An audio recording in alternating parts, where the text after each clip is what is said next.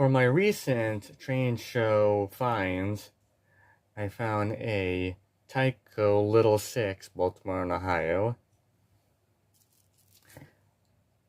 I found a Tyco Santa Fe red top boxcar. I found a 12-wheel tank car which has a Tyco shell, but this is made by Pemco. I found a Burlington gondola by Tyco. I found a bunk car by Union Pacific bunk car by Tyco. And finally, I found a newspaper boxcar, Model Railroader.